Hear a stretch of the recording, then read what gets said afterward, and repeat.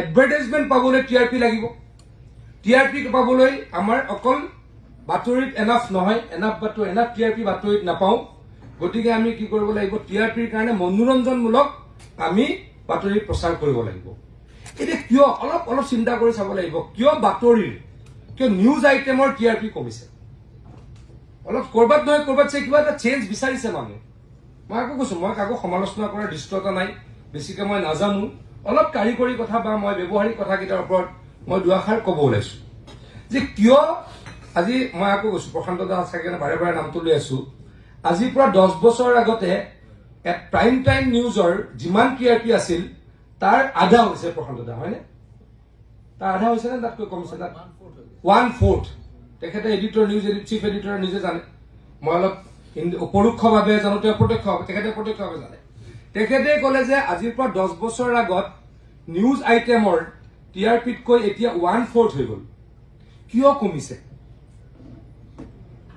মানুহৰ বাতৰি চোৱাৰ বাতৰি পঢ়াৰ বাতৰি কাকত পঢ়াৰ বা টিভিৰ নিউজ চোৱাৰ প্ৰতি অনীহা কিয় হৈছে আমাৰ তাত কিবা নহয় কিবা এটা কিন্তু লেকুনা আছে এইটো কথা অলপ চিন্তা কৰি চাব লাগিব আপোনালোকে বেয়া নাপাব মইতো বহুতকে চিনিয়ে পাওঁ বিটিআৰত মই ঘূৰিয়ে ফুৰো ডিমা হাজাৰলৈ মই গৈ থাকো কাৰ্বি আংলঙলৈ মই গৈ থাকো গতিকে ইয়াত থকা বহুখিনি ব্যক্তিক মই অন্ততঃ 50%ক মই ব্যক্তিগতভাৱে জানোৱেই গতিকে আপোনালোকৰ লগত মোৰ খুব ভাল সম্পৰ্ক তথাপিতো মই কৈছো বেয়া নাপাব কৰবাত নহয় কৰবাত এই অনীহাৰ কাৰণটো আমি বিচাৰি উলিয়াব লাগিব ক'বলৈ বেয়া লাগে কিন্তু অসত্য নহয় কিয় হৈছে এই কথাটো তাৰ কাৰণে ৰেছপন্সিবিলিটি কিন্তু কোনোবাই নহয় কোনোবাই ল'ব লাগিব তাৰ কাৰণে কোনোবা ক্ষেত্ৰত চৰকাৰে যদি কিবা ল'ব লগা আছে চৰকাৰে ল'ব লাগিব প্ৰথম মোৰ কথাটো কৈছো কোনোবা ক্ষেত্ৰত মালিকেও ল'ব লাগিব কোনোবা সময়ত এডিটৰেও ল'ব লাগিব আৰু বহু সময়ত ফিল্ডত থকা সংবাদ মাধ্যমৰ মোৰ শ্ৰদ্ধাৰ কৰ্মীসকলে বা সাংবাদিকসকলে ল'ব লাগিব মানে মানুহৰ এনেকুৱা হৈছে নেকি যে এই বাতৰিটো মিছাই গতিকে কিয় চাওঁ তেনেকুৱা হ'ব পাৰে যে এই বাতৰিটো আধা সঁচা আধা মিছা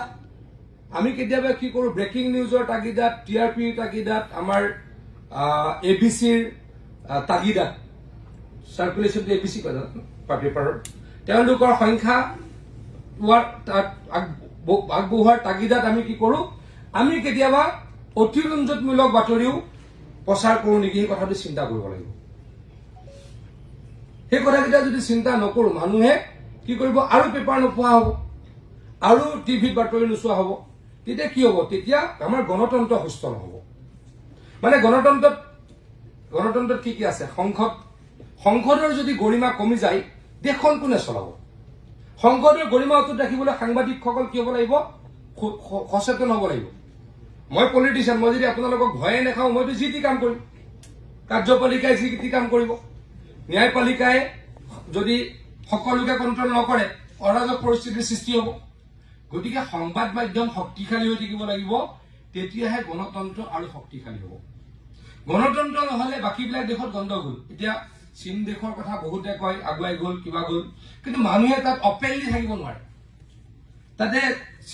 চীন দেশৰ যিজন ৰাষ্ট্ৰপতি তেওঁ অপেনলি কোনো ক্ৰিটিচাইজ কৰিব নোৱাৰে এখন বাতৰি কাকত কাৰো ব্যক্তিগত মালিকৰ অধীনত নাই এটা টিভি ব্যক্তিগত মালিকৰ অধীনত নাই আমাৰ গণতন্ত্ৰত সকলো আছে আমাৰ গণতন্ত্ৰত মুখ্যমন্ত্ৰী গালি পাৰিব পাৰে মন্ত্ৰী গালিব পাৰে প্ৰধানমন্ত্ৰী গালিব পাৰিব পাৰে তাততো নোৱাৰে গতিকে আমি মুকলি মনেৰে ঘূৰি ফুৰিব পাৰো কাৰণ আমাৰ দেশত গণতন্ত্ৰ আছে আৰু ভাৰতবৰ্ষৰ গণতন্ত্ৰ পৃথিৱীৰ ভিতৰত শক্তিশালী হোৱাৰ এটা মাত্ৰাই মই উদাহৰণ দিম একেলগে আমি দেশ স্বাধীন হৈছিলো পাকিস্তান আৰু ভাৰতবৰ্ষ তাৰ পাছত পাকিস্তান গুচি আৰু বাংলাদেশো হ'ল এই তিনিখন ৰাষ্ট্ৰৰ কথা যদি চাওঁ আজিলৈকে আমাৰ দেশত এদিনো কি নহল সামৰিক অভ্যুত্থান নহল 2 বছৰৰ কাৰণে ইন্দিৰা গান্ধী ডাঙৰীয়ানীয়ে এমাৰ্জেন্সি আনিছিল আকৌ গণতন্ত্ৰ প্ৰতিষ্ঠা কৰিবলৈ বাধ্য হ'ল কিয় আমাৰ সিস্টেমটো শক্তিশালী পাকিস্তানত কিমান বাৰ এতিয়ালৈকে সামৰিক অভ্যুত্থান হ'ল সেইদিনাখন বাংলাদেশত হ'ল হৈছে নে নাই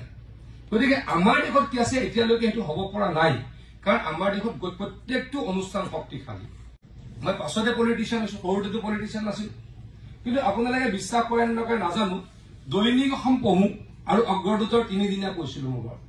প্ৰান্তিক কৈছিলো মোৰ দেউতাই এইখন মোৰ ঘৰত নিয়ে সৰুৰ পৰা মোৰ ঘৰ গুৱাহাটীৰ পৰা 90 কিলোমিটাৰ দূৰত আমাৰ ঘৰটো 12টাতে পায় আপোনালোকে বিশ্বাস কৰিব দৈনিক অসমৰ মই এডভাৰটাইজমেণ্টলৈকে পঢ়ো প্ৰত্যেক দিনাই মই প্ৰকাশক প্ৰচাৰকৰ নামলৈকে পঢ়ো ইট ৱাজ মাই হেবিট সেইটো মোৰ হেবিট আছিলে কিন্তু এতিয়া কি হৈছে এতিয়া মই জনসংযোগ মন্ত্ৰী হৈ এতিয়া মোৰ সময় প্ৰত্যেকখন পেপাৰ পঢ়িবলৈ আৰু সময় কম হেডলাইনখিনি মই সদায় চাওঁ